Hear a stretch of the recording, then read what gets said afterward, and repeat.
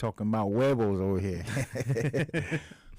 What's going on, everybody? Welcome to the set 6145. I'm your host, Sally Sassong, in the building. To my left. What's good, what's good, what's good? Reporting live from the set 6145. It's your boy, Elijah James. Elijah James. How you doing? What's up, nephew? I'm doing pretty good, How are you doing? All right. What you doing? Going to school? What you up to? What you been up to lately? Oh, right now I'm just been doing my thing, working, trying to get my foot in the door as an actor, doing what I can, production assisting, just cool. just trying to be on that grind. Like, ready to become a Theo. You're gonna be a Theo soon, right? I'm gonna become a Theo soon. Yeah, it's very surreal. It's very exciting, but it's very nerve wracking. Yeah. You know what I mean? Because you wanna be a good example. You know what I mean? But you know, just be yourself. That's all. That's all. That's like with my nieces and nephews. I wouldn't say I was always around them. Yeah. You know what I mean? But I was always there for them. So just be yourself. I let them be themselves and know that we love you. You know. So of course, that's all you can do. You'll be fine. Yeah. Shout out to Bree and Lonzo. Good luck. Enjoy the baby shower this weekend, right? Yep. Coming up this weekend. Congratulations, sis. Love you. All right. So real quick, we're at Brooklyn Podcasting Studio. The set 6145 over here at Brooklyn Podcasting Studio. My man Josh. For all your podcasting needs, you already know. And this episode is sponsored by Craig Rossick and his law firm, 212-953-1818. Shout out your boy Craig. Come on, Craig. All right, so first topic today. I'm not a huge sports guy, but I know you are. LSU championship. So apparently Angel Reese from Baltimore, she was taunting Caitlin Clark. Excuse me for the incorrection. The same way that she taunts other people. Every time she makes a shot. But apparently, quite a few people, specifically the president of Barstool Sports, Dave Portnoy, apparently they weren't too happy about that. They ended up calling her a classless piece of shit. And that's harsh. And he apparently went on a full tangent talking about how it's classless to talk trash, which in my opinion is very hypocritical because David Portnoy said this? Yeah. Okay, go ahead. Yeah, which I think is very hypocritical because first off, like, even though I'm not a huge sports guy, anybody in the know-how knows that trash talking has been part of sports since its very conception. And second of all, it's funny how he had everything under the sun to say about Angel Reese, a black female athlete, but then meanwhile, the girl that she was taunting, Caitlin Clark, she be trash talking and taunting people the same way every time she makes a shot. Wait, are you calling David Portnoy racist because he hired Gilly and? I mean, hey, look. Okay. I'm being sarcastic, by the way. I was gonna say no, but like, here's what I will say: if not racist, it was definitely hypocritical. Because once again, like, even though I'm not a huge sports guy, I have common sense enough to know that trash talking has been a huge factor in sports, like, ever since sports were conceived. I mean, name it: hockey, basketball, even baseball sometimes. You know what I mean? So if it wasn't racially ignorant, it sure as fuck was a little bit hypocritical on his part. You know what I mean? Because I think you're right on sports. Trash talking is part of sports, right? Some people like it, some people don't. It's been a part of, for a guy growing up, myself, I was a trash talker. Mm-hmm. I did it as an edge of getting in people's heads and giving them doubt. Of course. If they doubted, I was like, yeah, you know what? You can't hold me, or you can't this. And I made them think about that even further. So that has been part of sports history forever. Being classless, it depends, I guess, when you do it. Mm-hmm. From my understanding, Caitlin Clark was the first one who did it, and it got reciprocated to her when they lost. Exactly. So, what you give out, you got to take. And that was one thing, I always said, if I'm going to talk trash, then I got to be ready for what comes my way. And I had this conversation over the weekend with somebody because I got into it with this younger team. We were in a tournament. Mm-hmm. And I was talking, but I'm talking game talk. Yeah. So, I was getting under their skin, I could see, and they were like, oh, and like some of the vets, like, oh, don't start your stuff. But it was more like, listen, I'm talking game talk. I'm not inviting you to my Johnson. I'm not doing none of that disrespectful stuff. let's keep it game talk, and we're good. Yeah. And you know what? At the end of the game, we shake hands and be like, good game, and which we did, because I know them for a long time, and I was happy. Listen, I respect you guys playing this game because a lot of guys ain't doing this in your level. So I'm glad to see you guys here and take over for us vets, down the line. Yeah. So, yeah, but the whole, again, it was reciprocated from what I understood. She did the whole can't see me, right? The John Cena stuff or whatever. Yeah. So, yeah, I mean, that's just sports, and that's just. I heard they turned down the invite to the White House and stuff like that because of my cousin Mikey. What's up, cuzzo? Yeah, you made a career on trash talking. That's right. Well, it stays between the lines, like you said. You definitely got underneath people's skin. You know, I remember your classic lines. Your suitcases travel more than a lot of these guys and stuff like that. So definitely. What's going on, Kelly? Yeah. So yeah, man, definitely. They stuck together as a team. They didn't take the the invite to the White House. I think Joe Biden apologized. They don't even want to hear that. They're like, nah, forget it. Keep the invite. And again, they're a team. That's what they decided on doing. I'm good with it. Yeah. People turned down Trump when he was there too. But so. We'll get into Trump later. Yeah, that's definitely gonna be something later in the show. And also going across to other sports too. I mean, look at Muhammad Ali. You know what I mean? Like, not only was he confident, but also he would trash talk his opponents. He would be able to get inside their head.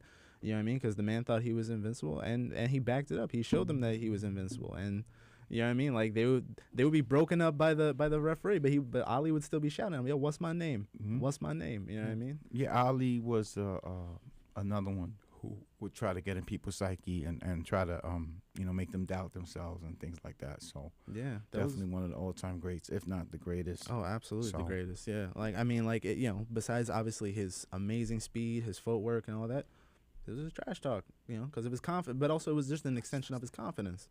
Yeah. But at the end of the day, it's all about sportsmanship. No, definitely. Yeah. I'm one of those people that I believe in, talk the talk, mm-hmm. but at the end of the game, I'm the first one to shake your hand. Yeah. Win or lose, I'm gonna shake your hand. There's a lot of guys that I've played and came across, and that bugged me that they wouldn't shake my hand after we beat them, but yet when they won, they will be one of the first guys. And I still, regardless, I would still go out there, but I would let them know, like, hey, listen, when I beat you, you didn't come see me, right? So mm-hmm. make sure when I beat you next time, you come see me. Yeah, and we're good. Meanwhile, they win. They have everything under the sun. Be like, oh yeah, no, for sure. There's posts. There's all type of social media stuff going on when they win. Yeah. But why's my phone not staying on? It's pissing me off. But speaking of greats, it's a Woo Wednesday. Woo Wednesday, right? So Woo Wednesday. Anybody that has not checked out the Wu-Tang American Saga, please check it out. No spoilers here, but it just keeps on getting better and better. So what'd you think about this season so far? It's funny. This season I thought was pretty good, especially when it got up to Liquid Swords, because Liquid Swords is one of my favorite individual albums. Yeah, my dad, my pops was a little he felt a little indifferent about the fact that it would break away from the real life story of what they were going through and how they came to how they came to conceive such great hits that they're known for today, and they were going to these fantasy type what they did with Old Dirty Bastard and RZA Liquid Swords. I, for one, actually liked it. I liked it because... And I think they did it for the younger audience, but go ahead, carry on. No, yeah, and that's exactly what I was telling my pops when we were watching it, is that, there were quite a few people that grew up with Wu-Tang Clan the same way, kids in the 70s grew up with Kiss. They saw them as, superheroes and stuff. So I feel like they were doing that to, step away from the reality of it real quick and, step into this some fantasy realm and kind of create that image in their head for other younger audiences that quite a few of them are getting into Wu-Tang because of the show. Right. You know what I mean? And I thought it was done very well. I thought it was done with class. And plus I thought it was dope because there's one or two songs from the Wu-Tang that we see in the show that we see get created that never really had a music video, and this show kind of in a sense spiritually kind of gave it the chance. Duel of the Iron Mike, the sequence they did for Duel of the Iron Mike, I thought was crack. Right. You know what I mean? And because one of the main inspirations for the Wu-Tang Clan is those classic Shaw Brothers martial arts movies, and the fact that they were going about it as such, I thought that was amazing. I think I tend to agree with your father. Yeah. Yeah. So I'm with him on this, on the fact of I love the first 2 seasons. Mm-hmm. And this last season, I think it is, right? It's the last season. It's got to be. I think so. Yeah. I think so I if could not, be mistaken, whatever. The third season has been more like, to me, like they kind of dragging it out, trying to just, you know what I mean? Like prolong the ending, the inevitable. If it's the ending, you know, I'm assuming it's the ending. But I mean, they definitely did the season for the younger audience. Yeah. Because they lost us. You know, our attention span is definitely not up there. So we was definitely, you know, I was mixed about it. But I do love, you know, I would rather have more of the time frame because it would bring me back to those days of, you know, when I first met Wu-Tang. Yeah. Before they were out and, you know, just dropping, you know, doing shows. And they were doing shows with us, basically. You know, like they weren't really making, you know, not with us. I mean, my friends that were doing the rap stuff. No, yeah. But, you know, those were the days that I would kind of be like, yeah, like even when he talks about he talked about the Showboat, like that was us, you know, oops, you know, whatever. But that was, you know, we were a part of that problem years ago. So it was funny when they talk about that stuff that we, you know, I'm more engaged. And, I don't know why my phone is not staying on so I can see the comments. But shout out to everybody in the room if you're listening in, man. The set 6145. We got mini Mr. A here. No disrespect. No disrespect. But, you know, we're here in the building. We're chopping it up. You know, the set 6145 is family, guys. You guys are part of this family. You know, we appreciate you guys chiming in. Like, share, subscribe to the channel. If you haven't done so already, you know, share it with your friends. What's your top 5? I know I gave everybody a top 5 comfort songs. If y'all want to start dropping those in the chats, you can. But what's your top 5 Wu-Tang song? Top 5 Wu-Tang. Damn. Yeah, I know it's tough to narrow it is. It is. You know, it is because I know. Like a little bit after this, we're gonna get into members, which is definitely difficult in and of itself because it's like, you know, forgive the nerdy reference. I'm a comic book guy. It's like trying to pick a favorite Justice League member. You know, right. or a favorite Avenger. You just, you know, it's difficult. Off the top of my head. All right, off the top of my head. At the moment, I will say, Seventh Chamber. Because it's absolutely amazing. Protect Your Neck. Wu-Tang Clan Ain't Nothing to Fuck With, which is like usually like the go-to for everybody. Also, I know that it's an individual album, but since almost every Wu-Tang member makes an appearance on that album, what I will say is Shadow Boxing from Liquid Swords. Special Technique. Absolutely phenomenal. And let me see. Ooh, it's always the final one that's the hardest. And then by Old Dirty Bastard, I'm gonna say Brooklyn Zoo. Brooklyn Zoo. You know, I mean, I have tons more, but those are like tough. It's tough to narrow. Those are 5 that come off my head. You know. What's up, DJ Tomate? What's going on, baby? Maybe you could chime in here. What's your top 5 Wu-Tang songs?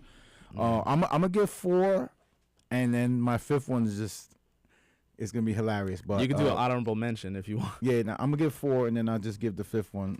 So, Fourth Chamber. That's a good one. That's from Liquid Swords album, I believe, right? Yep, that's another good one. Yeah. So we'll go 7th Chamber Part 2. Okay. You know, either one or 2 is good. Yeah. You know, Stylebrook motherfucking Baxter Kempatera. You know, I mean, if you ain't a wrestling fan back then, but that's crazy. Triumph, I like Triumph. Triumph is one of my good ones. You know, Protect Your Neck definitely, but I'll take Triumph. Motherless Child, I always like the Iron Man album, but Motherless Child to me is crazy, just deep song. Yeah. And the whole Purple Tape, I'm gonna just throw that at 5. Okay. Because the whole Purple Tape to me was fire. That's fair. You know, that's fair. You know, I heard Raekwon talking about that the other day, that he didn't want no features on it except Nas. That feature, you know, that was basically the verbal intercourse. He really didn't want nobody else on.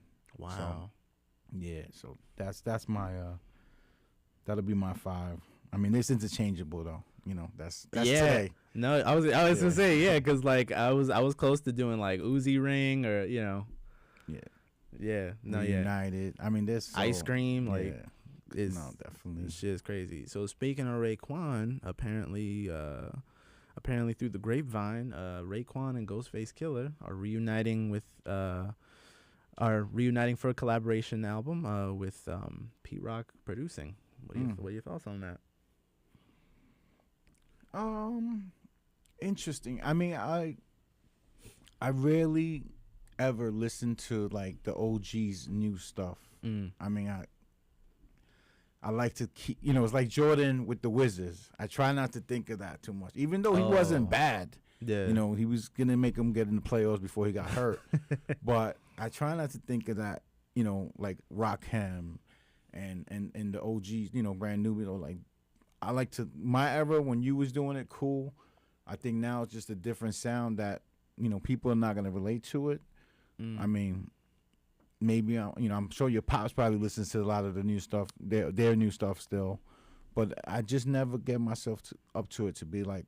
But I'm interested. Pete Rock's one of the greats, and Raekwon and Ghost is always fire. Yeah. So it definitely intrigues me. I mean, I'm you know what? I'm lying. I listened to Nas King's Disease. I listened to those albums. Okay. So those were pretty good. You know, right. But other than that, I really don't listen to the OGs doing the new stuff. Okay. All right. Well, to each his own. I mean, I for one. Maybe it's just because I'm an old soul. I for one, I'm very excited. Because as we've already established, like Pete Rock, he does not miss. And even though like just as a group, Wu-Tang are phenomenal. Is when Raekwon and Ghostface get together, I don't know. They're kind of unstoppable. You know what I mean? Like and Ghostface. Excuse me. Ghostface was one of those members of Wu-Tang that like growing up, like. Again, like even though I loved like just pretty much the whole group of Wu-Tang, Ghostface was one of those members that like I was very hit like just his style, his flow, and also his voice, because like I think a few people when it comes to hip hop, they underestimate like how powerful it is when you have a voice for the game, especially like with a lot of the classic MCs. Like you got Method Man, you got Rakim, Slick Rick, Ice Cube, etc. And even Method Man, right. Method Man's absolutely phenomenal. Like even his speaking voice is dope, Yeah. And he's doing the acting stuff now. I mean, a lot of this, again, I'm more of I like to listen to that old school and leave them in that era. I listen to some new music.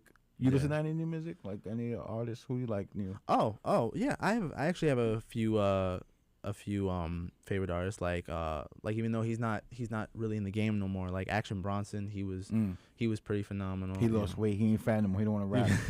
He slimmed down, he ain't rapping no more. It's funny too because doesn't he do like chef stuff or because he had a show on Vice called Fuck That's Delicious. You know what I mean, because he loves to cook, which props to him, he's doing what he loves to do. You know what I mean? It's just I kind of miss him being in the game because he was phenomenal too. Which is funny because you say that, because that reminds me of when like Fat Joe started losing weight, and I would constantly joke with my dad, be like, he ain't Fat Joe anymore, it's just Joe. He should just go by Joe.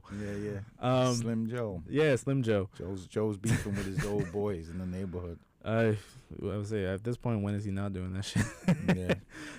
Another artist that I think is kind of killing it right now is Tyler the Creator. Not only because of his flow and his dope music, but also like just creatively, he's just amazing. Like he just can't stop. Like with his with any new ideas he comes up with. Like his last two albums were phenomenal. I go back to Goblin, to Wolf. Like he's just phenomenal. He's a great artist. Childish Gambino's dope because like just as an artist, like he does his best to like in a sense kind of like cover like all topics. Like even though mainly Childish Gambino is a rapper, he's done rap, he's done trap, and then obviously one of his most recent albums, he was taking it back to like funk, like Andre 3000. You know what I mean? Mac Miller, rest in peace. He was absolutely phenomenal. He had great flow. He had dope beats behind him, and I definitely fuck with Kendrick Lamar. That's definitely one artist. I mean, besides Tyler, because me and Dad be bopping to me and my pops be bopping to the same shit. But Kendrick Lamar is definitely just one of those artists where like I wouldn't say that Kendrick Lamar is on the same like wavelengths as Tupac, but I feel like he's my generation's equivalent of Tupac, to where like his music, he says what needs to be said, and and he raps about what needs to be rapped about. Like he raps about the real shit. Him and J. Cole. Mm-hmm. You know what I mean? Yeah, they're like my son loves Tyler the Creator. He's always like buying his album and clothing stuff, whatever. Like some T-shirts he buys from the mall, whatever. But, his merch is pretty dope too. He I know J. Cole, Kendrick is more like them conscious rappers. Like I guess we would call them back then, whatever. Like Talib Kweli, those type of guys. Old school. Gonzo said old school hip hop is the best hip hop.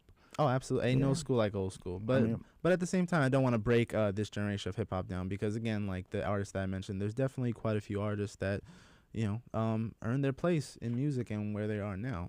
Whereas then there's there's another handful of motherfuckers that it seems like they're just giving these contracts out like flyers, essentially. What do you think about Tekashi getting beat up? I mean, well, I don't know the context of why he got beat up, so I can't really say. I haven't had the best opinion of him, just because. You think he was wrong? He was a rat. I'll say yeah. I feel like he was, but my thing is, like, after he did it, he was saying everything under the sun of why either he wasn't, or why he wasn't, or like why he was justified in what he did. Right. You know what I mean? Then also before that, he was just talking smack about everybody. Like I know he was doing it to be a troll, but like at the same time, like, you not about to say like you better than Ludacris or anything like that. You know what I mean? So while I don't know the context of why he got beat up, there's a small petty part of me that's kind of like, I mean, this has kind of been like catching up to you. You know what I mean? Yeah. No, I mean, I found it hilarious that they were like, you a clout chaser, but yet they recorded beating him up. So I found that hilarious that that they were saying that. I mean, I don't condone ratting, obviously. I'm from that era, right? I'm from, like, it's streets, period. It's life, right? Yeah. But, I mean, they weren't his friends. Think about, all the money he fed them. But he's not a gangster either. They created him. Oh, yeah. So, what did you expect? Yeah, no, absolutely. You expected this guy to hold it down? You knew getting in, this guy's not official, and he's going to be like, all right, when the shit hits the fan. I mean, I guess they didn't think that it was going to hit the fan that way, but. That's another thing, too, when at the time when he was, like, really popping off and, like, he was just talking smack about, like, any and everybody, even people that were way talented than him, my mindset on that was, like, if not from this, it's definitely going to be from someone else that, like, you're gonna run into somebody that, you know what I mean? Yeah. One way or another, you're gonna kind of catch it, and it's not gonna be pretty. And I'm not saying I wish it on you, dude, but when it happens, like, can you really, like, be surprised? Yeah, no, definitely not. That's just my overall view of it. I had a topic. Miss A, if you're gonna call in, if you want to call, because I'm not gonna change gears, but I just want to ask the audience and everybody in the chat. I want to get their response. When you go to a concert and you're recording, are you in the moment, or are you like letting the moment pass by? If you know what I mean. You get what I'm saying? Yeah. Like, are you caught up in the moment? Like, yo, this is fire. Like, when we didn't have recordings and video cameras, we kind of like watched and seen the performances, enjoyed it, or is it like, what, I could go back and watch it? Yeah. Like, how do you guys feel about that? I'm curious on you guys' opinions on that also. Yeah. Well, me personally, when it comes to concerts, like, I more so believe that it's better to just, like, be in the moment, enjoy the concert for what it is. You know what I mean? And, like, just like, take it in, like, just as an audience. Like, there'll be once in a while where, like, I'll take out my phone and record and be like, I want to look back at this. But I feel like when you go to a concert or a live performance, I feel like it would be better just to take in the moment. Like, fuck recording. Like, fuck, like, oh, my God, capture the moment. It's like, yo, live in it. Right. You know what I mean? And also sometimes it depends on the performance itself. Right. You know Because what I get that all the time. I'll be watching people's live feeds and stuff, and I'm like, damn, I just saved $200 on tickets because I'm watching this whole concert. Thank you. But I mean, you gotta be, you can't be enjoying the show if you're on it live and you weren't. And I'm sure they're worrying about who's watching the live and who's commenting on the live with them. So yeah. I mean, I don't know. I just feel it's a different era. Obviously, we know that. But yeah, but I agree because like sometimes like you being so I don't want to say dedicated, but like yeah, you being so dedicated to like recording, like, oh my god, I gotta get this. That I feel like you're kind of doing yourself a disservice, rather than just like just sitting there and like just taking this performance like and like being like, wow, like I'm here, like I'm watching this, like I'm watching my favorite artist live or a play or like whatever, like this is amazing, like, but like more so there'll be people that are from my generation that they're more so like, oh my god, I have to get this so I can watch it later rather than watch it now and enjoy it, Right. Yeah, like you go to these salsa concerts and stuff like that, like you want to be dancing in the aisles and stuff like that. But can you imagine that though? Can you imagine like being on like enjoying a salsa concert and then out of nowhere like you'll just see a woman with the phone like talking about, you know what I mean? Like, can you imagine that? Nah. The only woman I wanted to see back in the days was Edie Chacon. That was like my first crush. That, like the wrestling ladies, like back in the days. I remember that's the first time I made my stomach get the little twinkle. Like, yo, this is a woman. It's crazy. The butterflies. The butterflies. Yeah, there you go. Just to get the butterflies right here with the Edie Chacon and the rest. But we got a caller here. Caller, you there? Hello? Can't hear you. Hold on a second. No, they can't hear you. Hold on, Miss Day. Bad reception here. We're on a payphone here, guys, so you have to bear with us. Yeah, we're having a bit of technical difficulty. Send me the page me and we'll get back to you. 07734. Yeah. But you watch Snowfall? I do watch Snowfall. Not as much as my dad does, but but every time I do go into Snowfall, the shit got me sucked in. Snowfall's good, man. And I was definitely caught up on the last couple episodes. Snowfall is crazy. It's definitely crazy. I don't know if we should talk about spoilers because I don't know if there's anybody watching that. Yeah, I won't bring nothing up. R.I.P. Jerome. No. Nah, but it's crazy. It's a good show. Yeah. I think this is the last season of that show also. Yes. But I mean that's definitely one of my go-to shows. Snowfall is definitely one of my go-to. I definitely wasn't expecting it to end so soon either. Like that in Atlanta, like I mean. And you know what? I never got into Atlanta, but I heard that's good too. Definitely check out Atlanta. It makes you go through, even though it's a show that presents itself as a comedy, it makes you go through the motions. Like it's one of those shows where like each episode, like it makes you think. Right. It makes you think. It talks about like the social climate. It talks about issues. It talks about like, excuse me. It talks about shit that like sometimes people like hold in such high regard that like in the grand scheme of things doesn't fucking matter. Right. You know what I mean? Like it's a good show. Creatively, comically. Well, he's another conscious rapper too, right? Childish Gambino, aka Donald Glover. Him too. He's definitely done great music. And what's dope about him as a performer is that like he gets that audience like going. Like, and that's another thing. Like going back to the concert topic real quick. It also depends on the performance because like you definitely want to be watching a performance that like. Gets you, because like it's one thing to be a good singer, dancer, or performer, but like you got to be a good showman, right? Yeah, I remember we went to I think it was damn, what the hell was the name of the club, man? Not the System, but anyway, I forgot, and I know somebody probably remember from back in the days. The Copacabana?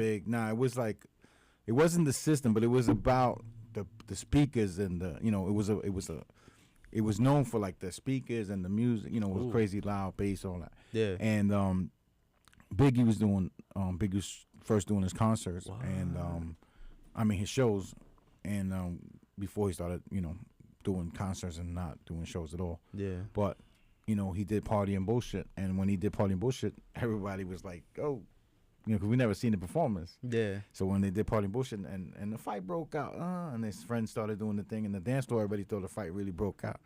And then, people were like running for the doors, and then he's like, can't we just all get along? And everybody was like, oh, shit. So I remember seeing them live was crazy. Tribe Called Quest was crazy back in the days. Tribe Called Quest to me was like the best because they were more like instruments live. So they were like playing instruments, not them themselves, but they had, whoever they had with them. Kind of like a roots type of backing. Yeah, they were using the actual instruments to make their beats. That was crazy. Who else was good? I mean, I seen Big Daddy Kane live too. That was crazy. Mm-hmm. Yeah, at the at Studio 54, but it was actually the Ritz. They had changed it already. Oh, that's dope. And I think I was like 16, snuck in there, and like got home like 3 in the morning, 4 in the morning. And my mom was waiting for me in the street, like, "Yo, where the hell is that?" I said, like, ready to jump on the work bum train as it drove by. Yeah, that was a crazy day. Wow, that's a crazy memory. But yeah, those are certain concerts that I've seen. Yeah, Low End Theory is one of the greatest albums ever. Yeah, man.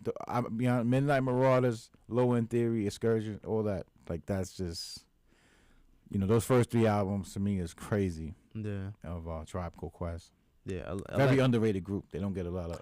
Yeah. I definitely. Electric Relaxation is my jam. Like, that's always my go-to when it comes. I mean, granted, like, I love a lot of Tribe Called Quest, but like, that's one of my favorite like go-to Tribe Called Quest songs. Their bass is phenomenal. You know what I mean? And Q-Tip, he's another example of why it's very powerful when you have a voice for the game, because like he's got great flow, he's got bars, but like his voice is crisp. Right. With the music that they make.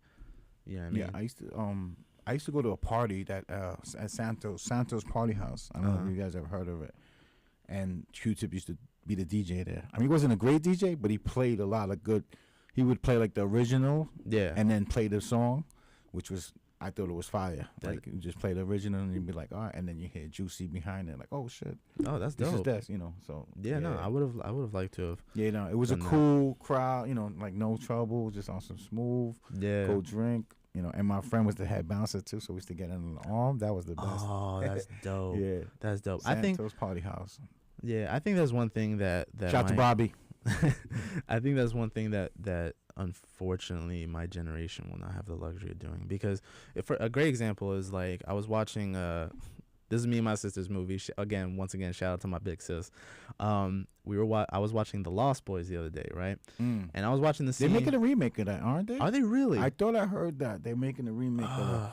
Talking about the vampire movie. Right? The Lost Boys. Yeah, they're making that. I really hope not, because very rare is a remake ever good. I know. Let alone a horror remake. But I was watching the scene where they're at the beach watching that live concert. It's like, fuck, like I wish my generation had that.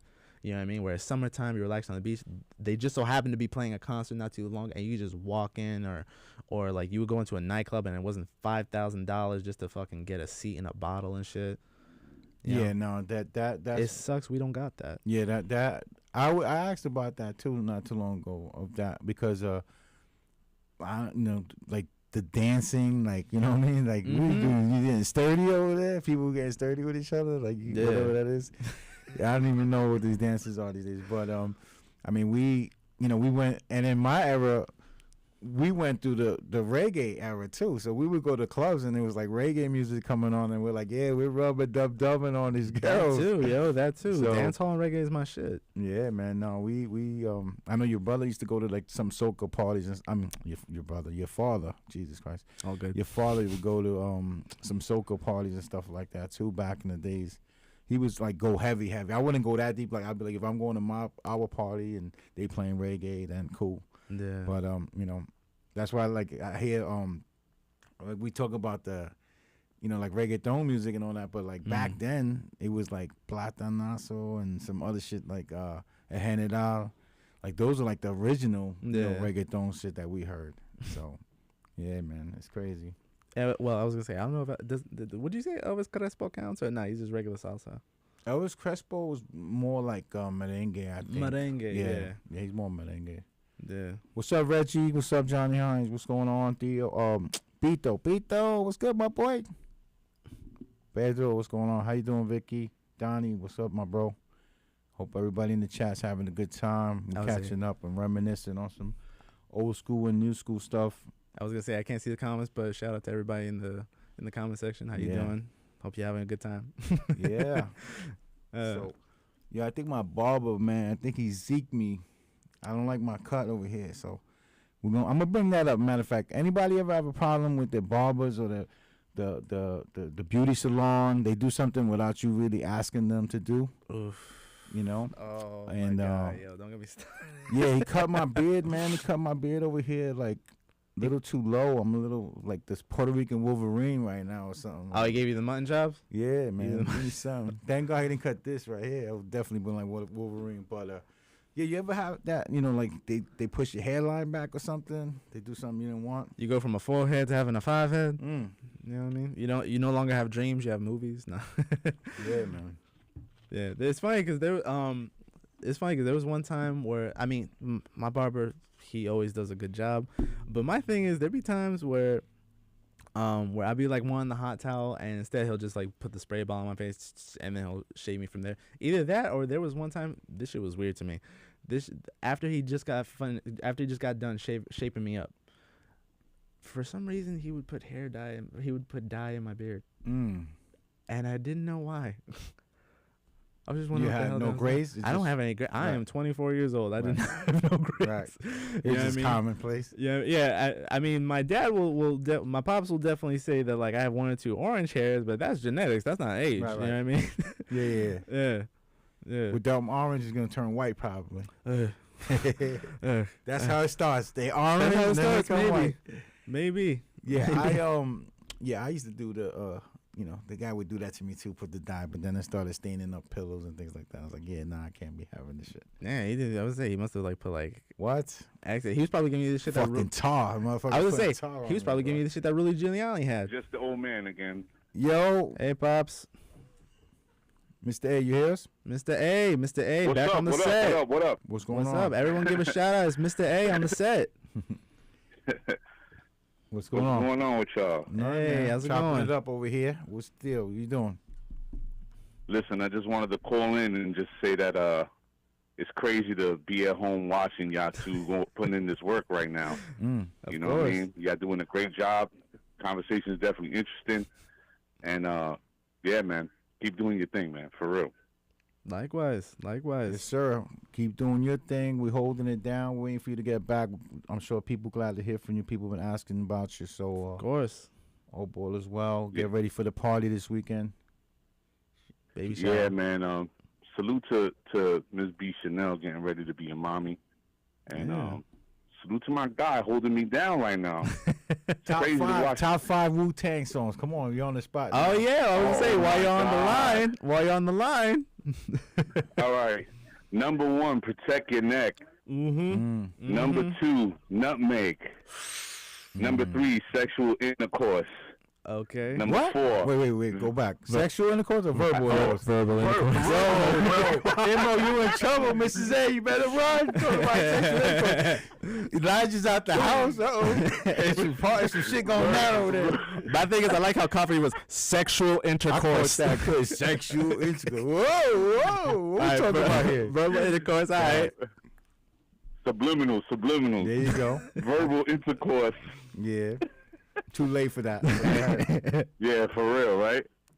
And that's 3 or 4? Oh man, that's 3. You got 2 more. Yeah, 2 more. That was 3? Yeah. Nutmeg, Protect Your Neck, and verbal intercourse / sexual intercourse by Marvin Gaye. I want to say Shame on a Nigga by ODB. Yes. Okay. That's a great one. Old Dog with ODB, RZA, and Master Killer. Okay. Stand for the Sun joint. That one. Classic. Yeah. What album's that on? That one won. The Reunited album? Or? No, I don't think so. I believe that was just like an ODB remix that they put together. Yeah. I'm going to have to find out. Yeah, they remixed not remix, but like they kind of do their own variation of the Sanford and Son theme song. You know. Yeah, he sampled Sanford and Son and put it over. It's crazy. Yeah, shit is crack. For real. But I don't want to hold y'all, man. Keep doing your thing. Appreciate y'all. Elijah, you doing great. Thank you. So good looking out, holding it down. You got it, bro. I'll be back soon, man. I'll be back soon. Let me know if you need an extra 10 minutes. I'll keep them around here. I was gonna say you're not getting off the line that easy. Who are your top 5 members of the Wu-Tang Clan? Gotta go. Gotta go. Time is money right now. All right, bro. Salute, Josh. Salute. Ladies and gentlemen, that was Mr. A from the set 6145. We're holding it down. Like I said, please share, like, subscribe to the channel.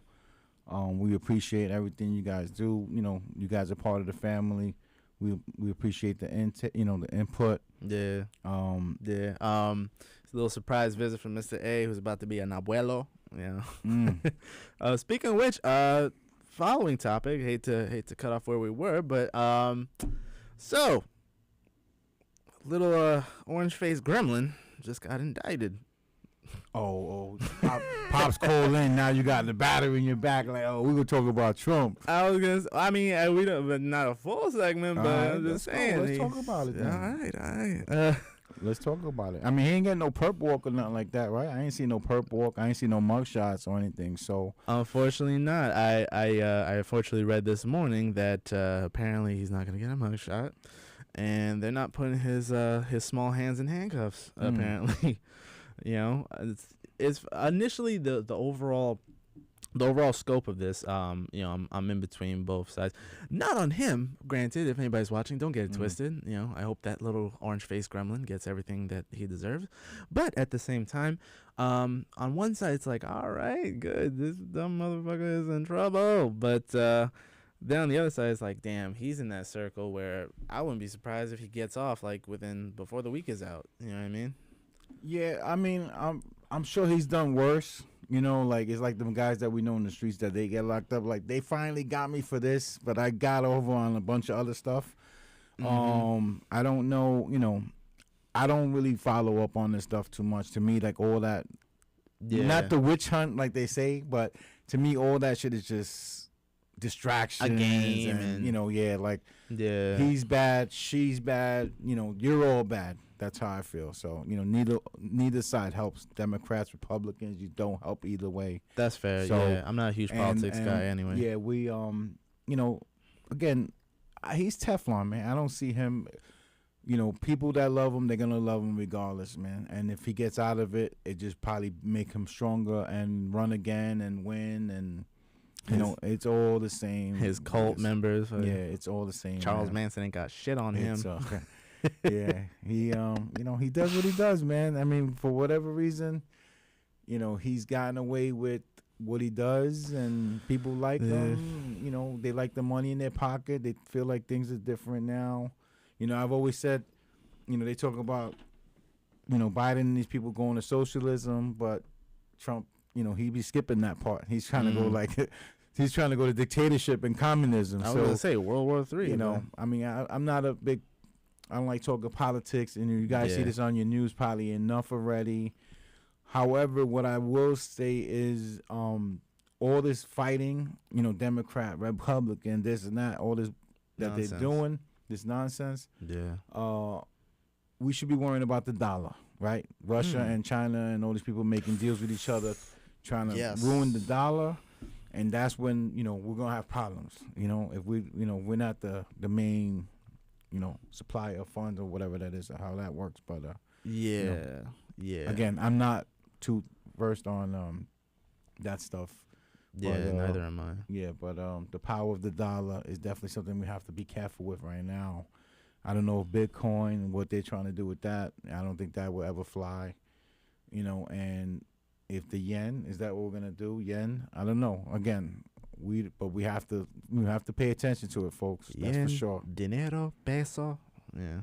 Yeah, but yeah, I'm not. I would say I'm not too heavy into the politics game, because it's just all a big game. It's all a big reality show, just in the grand scheme of things. But yeah, this dollar, the power of the dollar situation. Yeah. My as far as my knowledge of the topic goes, is that if they do find a way to like diverge or break from the U.S. dollar, it could potentially be serious. Which I hope there's a way to, you know, pull out of it. Yeah, because we USA, how's your pullout game? I think how's your pullout game, folks? We want to know. Yeah. We don't want this shit to get ugly. Yeah. I mean, don't want to have a weak pullout game. Yeah, no man wants to have a weak. We can't have a weak pullout game. But what's going on, everybody in the room? Like I said, Timothy, Tom, Ken, Shockley, what's up, baby? Jamal, Sammy, Sierra, anybody I missed? Again, we thank you guys having this chat with us. We got anything you want to talk about? Oh well, I know we were speaking about this earlier, but speaking of which, I would like to give a quick rest in peace to actor Lance Reddick. May he rest in peace. He was a phenomenal actor, and definitely, his passing is a huge loss to cinema, and he will be greatly missed. And it definitely came unexpected, but he will definitely be remembered. He was phenomenal.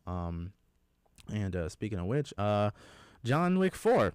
John Wick 4 just came out. Not discussing spoilers, especially with the fact that I haven't seen it yet, but I plan on it. And apparently I was talking with Mr. Sally Sassong earlier, and apparently if we had the sound, we would drop it right now. I haven't seen one. Yeah, I haven't seen one John Wick. I was so surprised. Yeah, I haven't. I'm going to catch up on it, though. I definitely catch up on it. What's up, Chavelo? My brother. But I'll tell you what, since we're on the topic, how do you feel like with modern action films, like compared to the action films, a lot of the action films that you grew up with? Because I know you grew up with a lot of the greats. I mean, everybody their go-to is Bruce Lee, the formerly great Steven Seagal, Jackie Chan, Jean-Claude Van Damme, Sylvester Stallone, Arnold Schwarzenegger. How do you feel like the action films of today, like the John Wick franchise, or maybe even like what Liam Neeson did with Taken and all that shit? Like, how do you feel like it's sort of evolved or changed compared to like what you grew up with? Taken was basically Death Wish or whatever. You know what I mean? In a way, yeah. It was like Charles Bronson done over. Vigilante. I mean, I watched some of them like. What's the movie with the bitch with the 3 titties from Mars? That's Total Recall with Arnold Schwarzenegger. And I'm just like, man, these fucking graphics and all this shit is horrible, man. But the movies were good, Yeah. I remember us going to the movies and watching and Police Academy and like all those classics. Going to see those, you know what I mean? Yes. Like I take my son sometimes like in the crib, I watch, like watch this with me. I put the old school movies on with them. Like something about Mary and things like that. But they the action movies, I don't know. I just, to me, movies now, period, it's hard to like watch. Like it's so, I think they ran out of ideas. And like you said, with they're doing remakes of these movies. Yeah. Air Jordan movies dropping. I'm definitely curious about that Air Jordan movie. Definitely, sure. Yeah, that definitely was good. And I will say one thing, like Ben Affleck and Matt Damon, they're definitely a powerhouse team.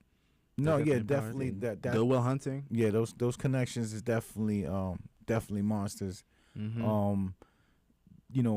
I'm curious to see that side of it. Like, how did they lure him to get to see? Which we probably know the story, but just need a refresher course on it. Yeah. But like I said, we kind of lived it back days. You were a Jordan head? Like you always? I wasn't a Jordan head like that. Like, but.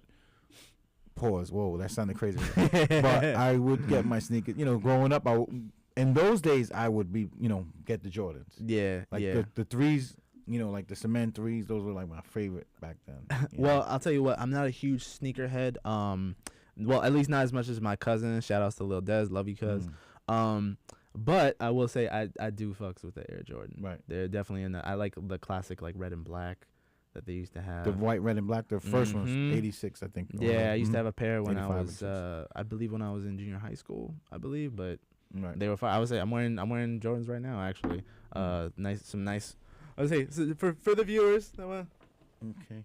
You know what I'm saying? Okay. Spicy. Yeah, you know what I'm saying, with a little bit of purple. But yeah, no, the movie itself, it looks really good. But yeah, going back to action, I mean. I'm sorry, staying on Jordan real quick, but yeah, the movie looks really good, and that's one thing I definitely like about when movies like this come out. Like they take they take a situation that happened that, like, looking inward, it seems like very minor in the grand scheme of things, but it's like, no, there was some shit they had to go through, like, to get this shit done. And they changed his life. Yeah. Right? And forever, because he's been the greatest at sneaker sales ever. Right? And they saved Nike, right? So we got to know that, because Nike was about to fold if that had happened. And then they brought others. He brought others, because Barkley and then others signed, Penny, started that. Kobe and and everybody started after. But I'm saying Jordan was the original, the foundation of saving Nike and becoming the greatest of all time. Yeah, he's the greatest of all time. Oh, absolutely. So please don't. Undeniable. That old debate need to die already. But you know what I mean? Yeah. In the action movie, what was the guy that passed? You said again? What was his name? Lance Reddick. Yeah. I mean, I didn't, like I said, I didn't know John Wick. I didn't see the movies. Mm-hmm. I know him from The Wire. That's Wire is probably one of the greatest he was shows ever. Too. And I know he was the captain or the whatever, he was sergeant, whatever. He was a big dog on the show. Mm-hmm. And Daniels, I think his name was Daniels. I will never forget that. But The Wire was always a classic to me. That was a great show with The Sopranos and all of that back in those days. I was gonna say, The Wire was very impactful. It was definitely like season 2 was garbage though. But season 2 was garbage. It was definitely on the same side of the coin as The Sopranos around that time. Yeah. Mm-hmm. No, yeah, I definitely agree. But yeah, I was gonna say one thing, because you were saying earlier that some movies today, especially action movies, sometimes like they're just hard to watch because of the originality, which is funny to me because like not too long ago, Bruce Willis, he did a remake of Death Wish. Yeah. But what I will say is, even though there are definitely some action movies that I've seen today that I like the Joker. Joker was good. The Joker movie was definitely good. Even the last Batman movie, I kind of was like, all right, it was a little long, but it was pretty good. Yeah, I like that. I like the last Batman movie too. And as a comic book guy, it definitely had something in a Batman movie that I've been waiting for a while, which was definitely more into Batman's investigative side, because at his core as a character, Batman, he's more so a detective, you know what I mean? And I've always thought like what has mad wicked potential is telling like a nice gritty noir detective Batman story of how he like solves these individual crimes.